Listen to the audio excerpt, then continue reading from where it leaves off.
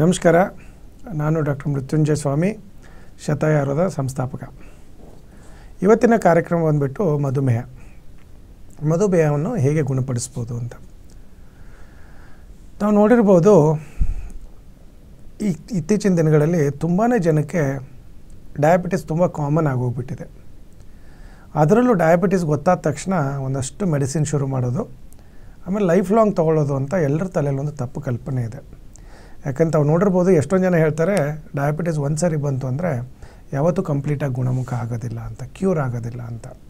ಅದು ಶುದ್ಧ ತಪ್ಪು.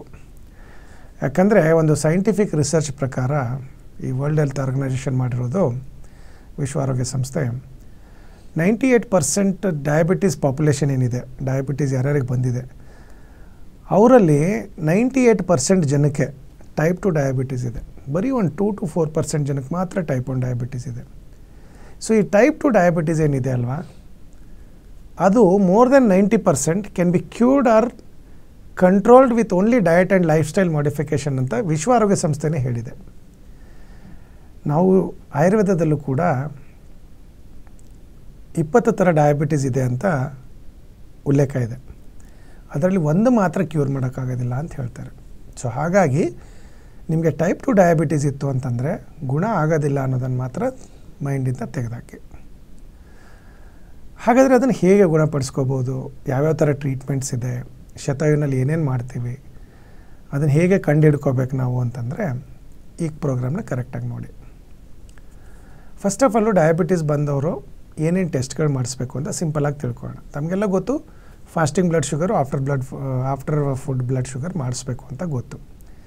ಜೊತೆಗೆ ಯಾವಾಗಲೂ ಅಷ್ಟೇ 3 ತಿಂಗಳಿಗೆ ಒಂದು ಸರಿ HbA1c ಅಂತ ಹೇಳ್ತೀವಿ, ಗ್ಲೈಕೋಸಿಟೆಡ್ ಹಿಮೋಗ್ಲೋಬಿನ್ ಅಂತ ಹೇಳ್ತೀವಿ, HbA1c. ಅದನ್ನು ಕಂಪಲ್ಸರಿ ಎವ್ರಿ 3 ಮಂತ್ಸ್ ಒಂದು ಸರಿ ಮಾಡಿಸ್ಬೇಕು. ಅದರಲ್ಲಿ ನಿಮ್ಗೇನು ಗೊತ್ತಾಗುತ್ತೆ ಅಂದರೆ ನಿಮ್ಮದು ಶುಗರ್ ಲೆವೆಲ್, ನಿಮ್ಮದು ಡಯಾಬಿಟೀಸು ಕಂಟ್ರೋಲಲ್ಲಿ ಇದೆಯಾ ಅಥವಾ ಔಟ್ ಆಫ್ ಕಂಟ್ರೋಲ್ ಹೋಗ್ತಾ ಇದೆಯಾ. ಕಂಟ್ರೋಲಲ್ಲಿದೆ ಅಂದರೆ ತಲೆ ಕೆಡಿಸ್ಕೊಳ್ಳೋದು ಬೇಕಾಗಿಲ್ಲ. 3 ಮಂತ್ಸ್ ಮಾಡಬೇಕು, ನೋಡಬೇಕು, ಸುಮ್ಮನಿರಬೇಕು. ಟ್ರೀಟ್ಮೆಂಟ್ ತೊಗೊಂಡು ಅಥವಾ ಮೆಡಿಸಿನ್ ತೊಗೊಂಡು ಅಥವಾ ಲೈಫ್ ಸ್ಟೈಲ್ ಚೇಂಜ್ ಮಾಡ್ಕೊಂಡಿರ್ಬೇಕು. ಔಟ್ ಆಫ್ ಕಂಟ್ರೋಲ್ ಹೋಗ್ತಾ ಇತ್ತು, ಈವನ್ ಟ್ರೀಟ್ಮೆಂಟ್ ತೊಗೊಳ್ತಾ ಇದ್ರು ಅಂದರೆ ಅದು ಸ್ವಲ್ಪ ವಾರ್ನಿಂಗ್ ಬೆಲ್ಲು. ಸೊ ನೀವು ಕರೆಕ್ಟಾಗಿ ಟ್ರೀಟ್ಮೆಂಟ್ ತೊಗೊಳ್ತಾ ಇಲ್ಲ, ಕರೆಕ್ಟಾಗಿ ಡೈರೆಕ್ಟ್ ಫಾಲೋ ಮಾಡ್ತಾ ಇಲ್ಲ, ಕರೆಕ್ಟಾಗಿ ಲೈಫ್ ಸ್ಟೈಲ್ ಚೇಂಜ್ ಮಾಡ್ಕೊಂಡಿಲ್ಲ ಅಂತ ಅರ್ಥ.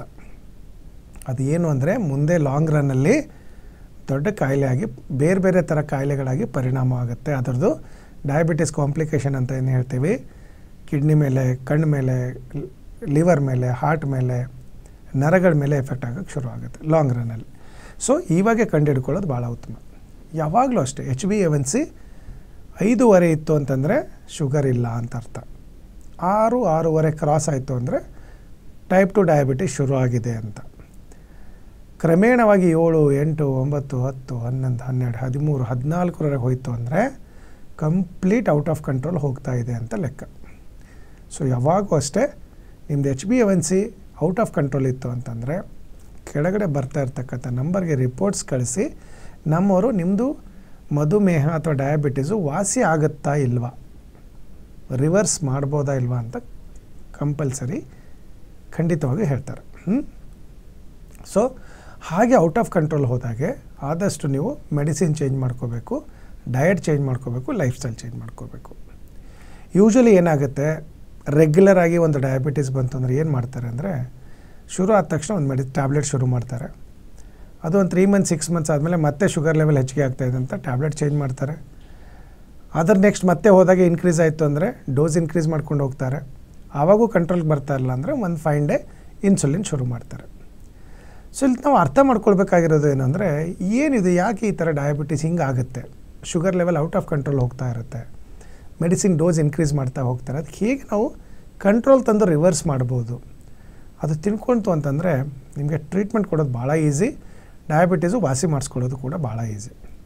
ಒಂದು ತಿಳ್ಕೊಳ್ಳಿ, ಮಧುಮೇಹದಲ್ಲಿ ಏನಾಗುತ್ತೆ ಅಂದರೆ ನಾವು ಏನೇ ಆಹಾರ ತಿಂದರೂ ಕೂಡ ಅದು ಜೀರ್ಣ ಆದಮೇಲೆ ಸಕ್ಕರೆ ಆಗಿ ಕನ್ವರ್ಟ್ ಆಗುತ್ತೆ.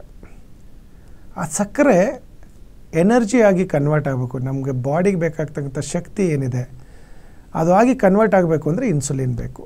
ಯಾವಾಗ ಅಲ್ಲಿ ಇನ್ಸುಲಿನ್ ಉತ್ಪತ್ತಿ ಸರಿಯಾಗಿ ಆಗ್ತಾ ಇಲ್ಲ ಅಥವಾ ಇನ್ಸುಲಿನ್ ರೆಸಿಸ್ಟೆನ್ಸ್ ಏನಾದರೂ ನಿಮ್ಮ ದೇಹದಲ್ಲಿ ಇದೆ ಅಂತಂದರೆ sugar level out of control ಹೋಗ್ತಾ ಹೋಗುತ್ತೆ. ಆವಾಗ ನಿಮಗೆ fasting blood sugar, after blood sugar, HbA1c increase ಆಗೋದು ಅದೆಲ್ಲ ಕ್ರಮೇಣವಾಗಿ ಇನ್ಕ್ರೀಸ್ ಆಗ್ತಾ ಹೋಗುತ್ತೆ. ಸೊ ಅದಕ್ಕೆ ಏನು ಮಾಡಬೇಕು? ಒಂದಂತೂ ಈಗ ಆಲ್ರೆಡಿ ನೀವು ಟ್ರೀಟ್ಮೆಂಟ್ ತೊಗೊಳ್ತಾ ಇದ್ರೆ ಆದರೂ ಕೂಡ ಕಂಟ್ರೋಲ್ಗೆ ಬರ್ತಾಯಿಲ್ಲ. ನಾವು ಶತಾಯುನಲ್ಲಿ ಏನು ಮಾಡ್ತೀವಿ ಅಂದರೆ, ಯಾಕಂದ್ರೆ ನಾವು ಟೈಪ್ 2 ಡಯಾಬಿಟೀಸ್ ಮೇಲೆ ರಿಸರ್ಚ್ ಪೇಪರ್ ಕೂಡ ಪಬ್ಲಿಷ್ ಮಾಡಿದ್ದೀವಿ. ಇಲ್ಲಿವರೆಗೆ ಸಾವಿರಾರು ಪೇಷಂಟ್ನ ನಾವು ಕಂಪ್ಲೀಟಾಗಿ ಟೈಪ್ 2 ಡಯಾಬಿಟೀಸ್ನ ರಿವರ್ಸ್ ಮಾಡಿದ್ದೀವಿ. ಸೊ ಹಾಗಾಗಿ ಏನು ಮಾಡ್ತೀವಿ ಇಲ್ಲಿ ಅಂತಂದರೆ, ಒಂದು ಡಯಾಬಿಟೀಸ್ ಡಿಟಾಕ್ಸ್ ಅಂತ ಒಂದು ಟ್ರೀಟ್ಮೆಂಟ್ ಇದೆ. ಅದು ಮಾಡಿದಾಗ ಏನಾಗುತ್ತೆ, ನಿಮಗೆ ಇನ್ಸುಲಿನ್ ರೆಸಿಸ್ಟೆನ್ಸ್ ಏನಿದೆ ಅದು ಕಂಪ್ಲೀಟಾಗಿ ಅವಾಯ್ಡ್ ಆಗ್ತಾ ಬರುತ್ತೆ. ಜೊತೆಗೆ ಇನ್ಸುಲಿನ್ ಸೀಕ್ರೇಷನ್ ಆಗೋಕ್ಕೆ ಹೆಲ್ಪ್ ಮಾಡುತ್ತೆ. ಈ ಡಯಾಬಿಟೀಸ್ ಡಿಟಾಕ್ಸ್ ಮುಗೀತು ಅಂದರೆ ಹೊಟ್ಟೆಗೆ ಔಷಧಿ ಕೊಡೋಕ್ಕೆ ಶುರು ಮಾಡ್ತೀವಿ. ಅದು ಒಂದು ಕೆಲವರಿಗೆ 6 ತಿಂಗಳು, ಕೆಲವ್ರಿಗೆ 9 ತಿಂಗಳು, ಕೆಲವರಿಗೆ ವರ್ಷಗಟ್ಟಲೆ ಬೇಕು. ಬಟ್ ಏನಾಗುತ್ತೆ ಅಂದರೆ, ನಿಮಗೆ ಎವ್ರಿ ಮಂತು ಶುಗರ್ ಲೆವೆಲ್ ಕಡಿಮೆ ಆಗ್ತಾ ಬರುತ್ತೆ. ಆಮೇಲೆ ಯಾವಾಗೂ ಅಷ್ಟೇ ನಮ್ಮ ಮೆಡಿಸಿನ್ನು ನೀವು ಈಗ ತೊಗೊಳ್ತಾ ಇರೋ ಮೆಡಿಸಿನ್ ಜೊತೆಗೇ ತೊಗೋಬೇಕು. ಸಡನ್ನಾಗಿ ಅದನ್ನು ಬಿಟ್ಟು ತೊಗೊಂಡ್ರೆ ಬಾಡಿಗೆ ಅಷ್ಟು ಬೇಗ ಸೆಟ್ ಆಗೋದಿಲ್ಲ. ಸೊ ಹಾಗಾಗಿ ಅದ್ರ ಜೊತೆಗೆ ನಮ್ಮ ಮೆಡಿಸಿನ್ ಕೂಡ ತೊಗೊಳ್ತು ಅಂತಂದರೆ ಕಾಲಕ್ರಮೇಣವಾಗಿ ಹೇಗೆ ನಿಮಗೆ ಶುಗರ್ ಲೆವೆಲ್ ಕಡಿಮೆ ಆಗ್ತಾ ಬರುತ್ತೆ, ಅಲೋಪತಿ ಮೆಡಿಸಿನ್ ಕಡಿಮೆ ಮಾಡ್ತಾ ಬರ್ಬೋದು. ಆಮೇಲೆ ಒಂದು ಫೈನ್ ಡೇ ನಮ್ಮದು ಆಯುರ್ವೇದ ಮೆಡಿಸಿನ್ ಕೂಡ ಕಡಿಮೆ ಮಾಡ್ಕೊಂಬಂದು ಮೆಡಿಸಿನ್ನ ನಿಲ್ಲಿಸ್ಬಿಡ್ತೀವಿ. ಅದು ಮಧುಮೇಹಕ್ಕೆ ಇರ್ತಕ್ಕಂಥ ಟ್ರೀಟ್ಮೆಂಟು. ಸೊ ಟೈಪ್ 2 ಡಯಾಬಿಟೀಸ್ ಬಂದವರು ವಾಸಿ ಆಗೋದಿಲ್ಲ ಅನ್ನೋದನ್ನು ಫಸ್ಟ್ ತಲೆಯಿಂದ ತೆಗೆದಾಕ್ಬಿಡಿ. 100% ತಾವು ರಿವರ್ಸ್ ಮಾಡ್ಕೋಬೋದು. ಬಟ್ ನಿಮ್ಮದು ಡಯಟು, ಲೈಫ್ ಸ್ಟೈಲು ಸರಿಯಾಗಿ ಮಾಡ್ಕೋಬೇಕು. ಜೊತೆಗೆ ಸರಿಯಾಗಿ ಟ್ರೀಟ್ಮೆಂಟ್ ತೊಗೊಳ್ತು ಅಂದರೆ 100% ರಿವರ್ಸ್ ಮಾಡ್ಬೋದು. ನಿಮ್ಮಂಥವ್ರಿಗೆಲ್ಲ ಹೆಲ್ಪ್ ಆಗಲಿ ಅಂತಲೇ ನಾವು reverse diabetes, ancient secrets to reverse diabetes ಅಂತ, ಅಂದರೆ ಪ್ರಾಚೀನ ಪದ್ಧತಿಗಳು, ಮಧುಮೇಹನ ಹೇಗೆ ವಾಸಿ ಮಾಡ್ಕೋಬೇಕು ಅಂತ ಪ್ರಾಚೀನ ಪದ್ಧತಿಗಳಿರ್ತಕ್ಕಂಥ ಒಂದು ಬುಕ್ಕನ್ನು ಕೂಡ ನಾವು ಪಬ್ಲಿಷ್ ಮಾಡಿದ್ದೀವಿ ನಿಮಗೆಲ್ಲ ಹೆಲ್ಪ್ ಆಗಲಿ ಅಂತ. ಅದರಲ್ಲಿ ಏನು ಟ್ರೈ ಮಾಡಿದ್ದೀವಿ ನಿಮಗೆ ತಿಳಿಸೋಕ್ಕೆ ಅಂದರೆ, ಮಧುಮೇಹ ಅಂದ್ರೇನು, ಅದರಲ್ಲಿ ಎಷ್ಟು ವೆರೈಟಿ ಇರುತ್ತೆ, ಆಯುರ್ವೇದ ಪ್ರಕಾರ ಎಷ್ಟು, ಅಲೋಪತಿ ಪ್ರಕಾರ ಎಷ್ಟು, ಯಾವ ಥರ ಆಹಾರ ತಿನ್ನಬೇಕು, ಯಾವ ಥರ ಎಕ್ಸಸೈಸ್ಗಳು ಮಾಡಬೇಕು, ಸಿಂಪಲ್ ಆಹಾರದಲ್ಲೂ ಕೂಡ ಗ್ಲೈಸೆಮಿಕ್ ಇಂಡೆಕ್ಸು, ಗ್ಲೈಸೆಮಿಕ್ ಲೋಡು ಎಲ್ಲ ಹೆಂಗೆ ಕಂಡುಹಿಡಿಬೇಕು, ಎಷ್ಟು ಪ್ರಮಾಣದಲ್ಲಿ ತಿನ್ಬೋದು, ನೀವೇ ಒಂದು ಮಿನಿ ಡಾಕ್ಟರ್ ಆಗಿಬಿಡ್ತೀರ ಆ ಬುಕ್ ತರಿಸ್ಕೊಂಡು ಓದ್ಬಿಡ್ತು ಅಂತಂದರೆ. ಸೊ ಹಾಗಾಗಿ ನಿಮಗೆ ಟೈಪ್ 2 ಡಯಾಬಿಟೀಸ್ ಏನೇ ಇತ್ತು ಅಂದರೆ HbA1c ಪ್ಲಸ್ ಬೇರೆ ಏನೇನು ರಿಪೋರ್ಟ್ಸ್ ಮಾಡಿಸಿರ್ತೀರ ಅದೆಲ್ಲವೂ ರಿಪೋರ್ಟ್ಸು ಒಂದ್ಸರಿ ಕೆಳಗಡೆ ಬರ್ತಾ ಇರ್ತಕ್ಕಂಥ ನಂಬರ್ಗೆ ನೀವು ಒಂದ್ಸರಿ ಕಳಿಸ್ತು ಅಂತಂದರೆ ನಮ್ಮ ಡಾಕ್ಟ್ರು ಆನ್ಲೈನ್ ಕನ್ಸಲ್ಟೇಷನ್ ಮಾಡಿಬಿಟ್ಟು ನಿಮ್ಮದು ಡಯಾಬಿಟೀಸ್ ವಾಸಿ ಆಗುತ್ತಾ ಇಲ್ಲ ಅಂತ ಹೇಳ್ತಾರೆ. ವಾಸಿ ಆಗೋದಾದರೆ ಅದಕ್ಕೆ ಯಾವ ಥರ ಟ್ರೀಟ್ಮೆಂಟ್ ಇದೆ, ಎಷ್ಟು ದಿವಸ ಬೇಕು ಅಂತ. ಸೊ ಯೂಶ್ವಲಿ ನಮ್ಮಲ್ಲಿ 6 to 9 ಮಂತ್ಸಲ್ಲಿ ತುಂಬಾ ಜನಕ್ಕೆ ಟೈಪ್ 2 ಡಯಾಬಿಟೀಸು ಕಂಪ್ಲೀಟಾಗಿ ಗುಣವಾಗಿದೆ. ಸೊ ಹಾಗಾಗಿ ನೀವು ಟೈಪ್ 2 ಡಯಾಬಿಟೀಸ್ ಇದ್ದರೆ ಇನ್ಮೇಲೆ ತಲೆ ಕೆಡಿಸ್ಕೊಳ್ಳೋದು ಬೇಕಾಗೋದಿಲ್ಲ. ಜೊತೆಗೆ ಡಯಾಬಿಟೀಸ್ ಅವ್ರು ಯಾವಾಗಲೂ ಅಷ್ಟೇ ಒಂದು ಆಹಾರದಲ್ಲಿ ಒಂದು ಇತಿಮಿತಿ ಅಂತ ಇರಬೇಕು. ವಿಹಾರ ಅದರಲ್ಲೂ ಕೂಡ ನಾನು ಯಾವಾಗೂ ಹೇಳ್ತೀನಿ, ಮೂವ್ ಟು ರಿಮೂವ್ ಡಯಾಬಿಟೀಸ್ ಅಂತ. ಅಂದರೆ ಸ್ವಲ್ಪನಾದರೂ ನಾವು ವಾಕಿಂಗು, ಎಕ್ಸಸೈಸು ಯಾವುದೇ ಒಂದು ಫಾರ್ಮಲ್ಲಿ ನಾವು ಮೂವ್ ಮಾಡ್ತಾ ಇರಬೇಕು ಯಾವಾಗಲೂ. ಆವಾಗ ಮಾತ್ರ ಶುಗರ್ ಬೇಗ ಗುಣ ಆಗುತ್ತೆ. ಈಗ ಹೆಂಗೆ ಕೊಚ್ಚೆ ನೀರು ಒಂದೇ ಕಡೆ ನಿಂತ್ಕೊಂಡಿರುತ್ತಲ್ವ, ಆ ಥರ ಯಾವಾಗೂ ಬಾಡಿನಲ್ಲಿ ಸ್ಟ್ಯಾಗ್ನೇಟ್ ಆಗ್ತಾ ಇರುತ್ತೆ ನೀವು ಎಕ್ಸಸೈಸ್ ಸರಿಯಾಗಿ ಮಾಡಿಲ್ಲ ಅಂದರೆ. ಸಿಂಪಲಾಗಿ ಒಂದು ಅರ್ಧ ಗಂಟೆ ವಾಕಿಂಗು, 45 ಮಿನಿಟ್ಸ್ ವಾಕಿಂಗು, ಅಥವಾ ಎಲ್ಲಾದರೂ ಒಂದು 1 ಅವರ್ ಜಿಮ್ಗೆ ಹೋಗ್ಬೋದು, ಅಥವಾ ಯೋಗಗಳು ಮಾಡ್ಬೋದು, ಮೆಡಿಟೇಷನ್ ಮಾಡೋದು, ಇಂಥದ್ದೆಲ್ಲ ಅಡಾಪ್ಟ್ ಮಾಡ್ಕೊಂತಂದರೆ ಡಯಾಬಿಟೀಸ್ ಭಾಳ ಬೇಗ ಗುಣ ಆಗುತ್ತೆ. ಜೊತೆಗೆ ಬಾಯಿ ಮೇಲೆ, ನಾಲಿಗೆ ಮೇಲೆ ಕಂಟ್ರೋಲ್ ಇರಬೇಕು. ಅಂದರೆ ರುಚಿ ಮೇಲೆ ಯಾವಾಗೂ ಬರೀ ಸ್ವೀಟ್ ತಿನ್ನೋದು, ಸಕ್ಕರೆ ಹಾಕ್ಕೊಂಡ್ಬಿಟ್ಟು ಅಥವಾ ಬೆಲ್ಲ ಹಾಕ್ಕೊಂಡ್ಬಿಟ್ಟು ಟೀ ಕಾಫಿ ಕುಡಿಯೋದು, ತುಂಬ ಜನಕ್ಕೆ ಅದೊಂದು ತಪ್ಪು ಕಲ್ಪನೆ ಇದೆ. ಬೆಲ್ಲ ತಿಂದರೆ ಏನೂ ಆಗೋದಿಲ್ಲ, ಜೇನುತುಪ್ಪ ತಿಂದರೆ ಏನೂ ಆಗೋದಿಲ್ಲ, ಶುಗರ್ ಅವೆಲ್ಲ ನ್ಯಾಚುರಲ್ ಶುಗರ್ಸು ಅಂತ. ಆಮೇಲೆ ಸ್ವೀಟಾಗಿರೋ ಹಣ್ಣು ತಿನ್ನೋದು ಅಂಥದ್ದೆಲ್ಲ ಮಾಡ್ತಾರೆ. ಅದು ಯಾವತ್ತೂ ಮಾಡಬಾರ್ದು. ಯಾಕಂದರೆ ಫಸ್ಟು ಕಂಡುಹಿಡ್ಕೋಬೇಕು ನೀವು ನಿಮಗೆ ಯಾಕೆ ಶುಗರ್ ಬಂತು, ಡಯಾಬಿಟೀಸ್ ಯಾಕೆ ಬಂತು. ಆಮೇಲೆ ಇನ್ನೊಂದು ತುಂಬ ಜನ ಅಂದ್ಕೊಳ್ತೀರಾ ಅಪ್ಪ ಅಮ್ಮಂಗಿದೆ ಅದಕ್ಕೆ ನನಗೆ ಬಂತು ಅಂತ. ಡಯಾಬಿಟೀಸ್ ಯಾವತ್ತೂ ಹೆರಿಡಿಟ್ರಿಯಾಗಿ ಬರೋದಿಲ್ಲ, ಒಂದು ನೆನ್ಪಿಟ್ಕೊಳ್ಳಿ ನೀವು. ಸೊ ಈ ಅಪ್ಪ ಅಮ್ಮಂಗಿದೆ ಅಂದರೆ ನಮಗೆ ಬರಬೇಕು ಅಂತ ಏನು ಕಂಪಲ್ಷನ್ ಇಲ್ಲ. ನಾವು ಅದನ್ನು ತರಿಸ್ಕೋಬೋದು.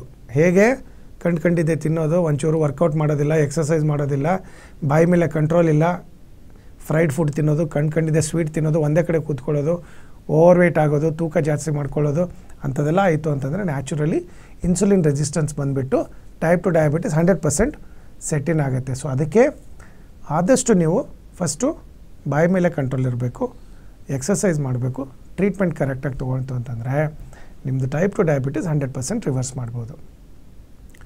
ಸೊ ಫಸ್ಟು ಕಂಡಿಡ್ಕೊಳ್ಳಿ ಯಾವ ಸ್ಟೇಜಲ್ಲಿದೆ, ಕಂಟ್ರೋಲಲ್ಲಿ ಇದೆಯಾ ಇಲ್ವಾ, HbA1c ಟೆಸ್ಟ್ ಮಾಡಿಸಿ, ಫಾಸ್ಟಿಂಗ್ ಬ್ಲಡ್ ಶುಗರ್ ಮಾಡಿಸಿ, ಆಫ್ಟರ್ ಫುಡ್ ಮಾಡಿಸಿ, ಅವೆಲ್ಲ ಟೆಸ್ಟ್ ಮಾಡಿಸ್ತು ಅಂತಂದರೆ ನಿಮ್ಮ ಕಂಟ್ರೋಲ್ ಇದೆಯಲ್ಲ ಗೊತ್ತಾಗುತ್ತೆ.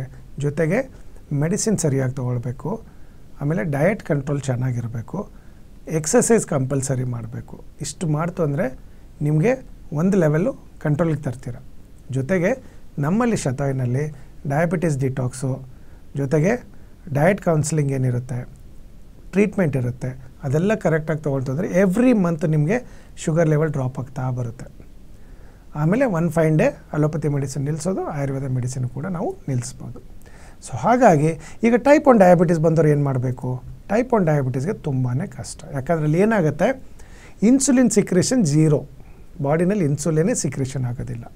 ಆ ಕಂಡೀಷನಲ್ಲಿ ಮಾತ್ರ ನಿಮಗೆ ಟೈಪ್ 1 ಡಯಾಬಿಟಿಸ್ ಬಂದಿರುತ್ತೆ. ಅದು ರಿವರ್ಸ್ ಮಾಡೋದು ಇಂಪಾಸಿಬಲ್, ಕ್ಯೂರ್ ಮಾಡೋಕ್ಕಾಗೋದಿಲ್ಲ. But type 2 diabetes 100% curable, 100% reversible. So ತಲೆನೇ ಕೆಡ್ಸ್ಕೊಬೇಡಿ. ಇಂಡಿಯಾನಲ್ಲಿರೋ 99% ಜನಕ್ಕೆ ಟೈಪ್ 2 ಡಯಾಬಿಟೀಸೇ ಇರುತ್ತೆ.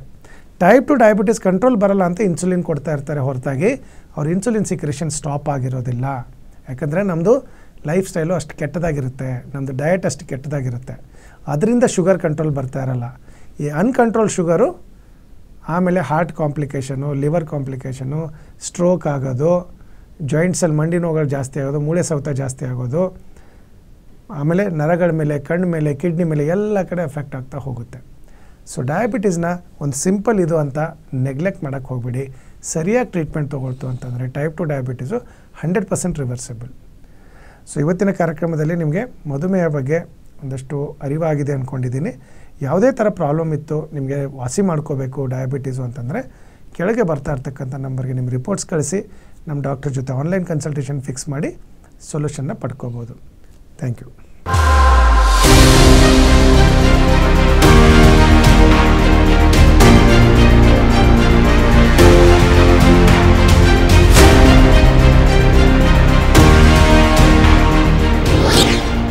ಶತಾಯು ಆಯುರ್ವೇದ ಸೆಂಟರ್ ಸುಮಾರು 120 ವರ್ಷಗಳ ಇತಿಹಾಸ ಹೊಂದಿರುವಂತಹ ಈ ಆಯುರ್ವೇದ ಸೆಂಟರ್ ಆಯುರ್ವೇದ ಕ್ಷೇತ್ರದಲ್ಲಿ ಮಹತ್ತರವಾದ ಸಾಧನೆ ಮಾಡಿದೆ.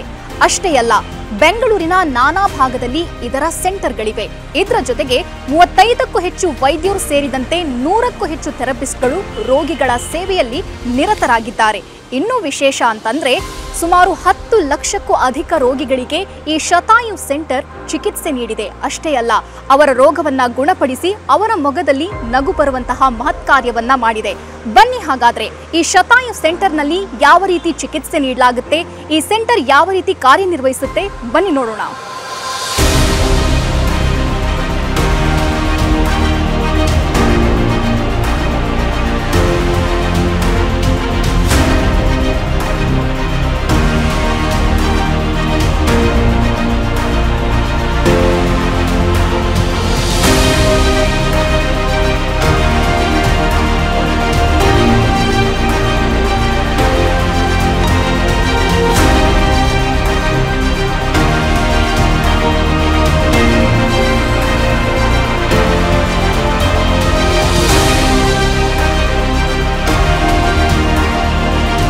ನೋಡಿದ್ರಲ್ಲ, ಶತಾಯು ಆಯುರ್ವೇದ ಕ್ಲಿನಿಕ್ ಯಾವ ರೀತಿ ಕಾರ್ಯನಿರ್ವಹಿಸುತ್ತೆ, ಉತ್ತಮವಾದ ಚಿಕಿತ್ಸೆ ನೀಡುತ್ತೆ ಅನ್ನೋದನ್ನ.